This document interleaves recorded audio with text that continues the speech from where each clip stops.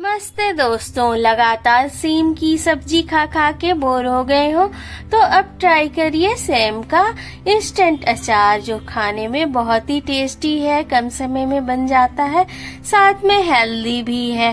तो आज की रेसिपी है सेम का अचार। आपका शहताज भंसाघर में स्वागत है।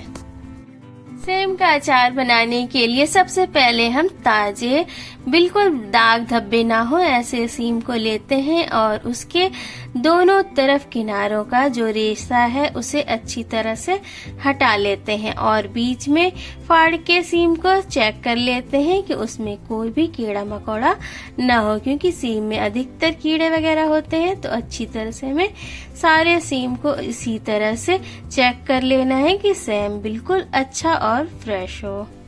अब सीम को हम दोबारा से धुल के साफ कर लेते हैं और एक बार पहले भी इसे धुल लेना है। जब बाजार से लाते हैं हम तो काफी धूल मिट्टी होती है, तो एक बार पहले धुलेंगे, फिर एक बार इसके रेसे हटाने के बाद दोबारा से धुल लेते हैं।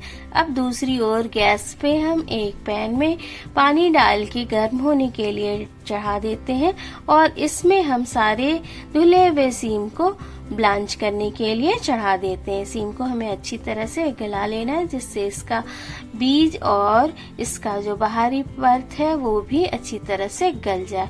पानी में थोड़ा नमक और हल्दी मिला देते हैं, जिससे सीम में स्वाद आ जाए।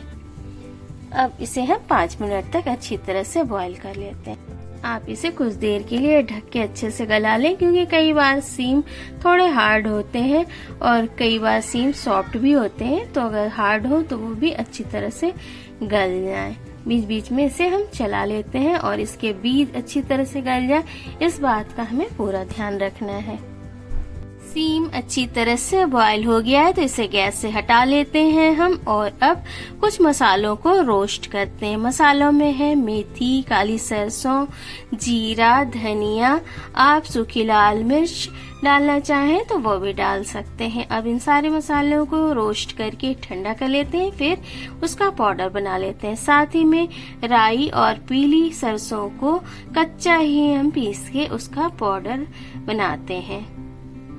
दोनों मसालों को हम पीस के तैयार कर लेते हैं और अब दूसरी तरफ एक पैन में सरसों के तेल को गर्म करते हैं और उसमें काली सरसों का तड़का लगाते हैं। जैसे ही सरसों चटक जाता है फिर हम इसमें 4-5 हरी मिर्च को डालते हैं और 1 मिनट तक इसे तड़कने देते हैं।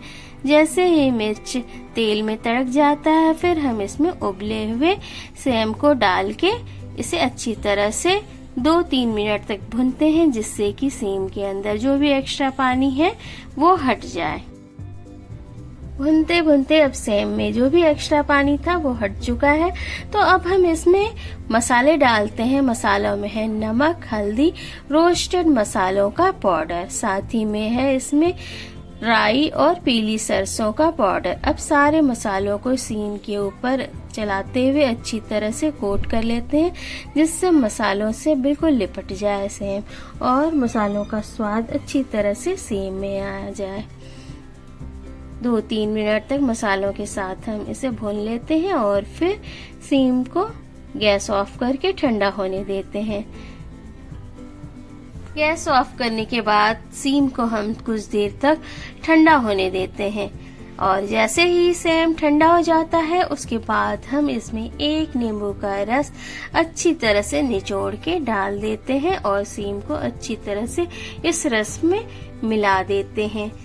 उसके बाद हम इस सीम को दोबारा से चलाते हैं और अब किसी बर्तन में इसे रख के लेते हैं और 2-3 दिनों तक फ्रीज में रखते हुए इसे चला सकते हैं। आप इसे दाल चावल के साथ खाइए, बहुत ही लाजवाब लगता है।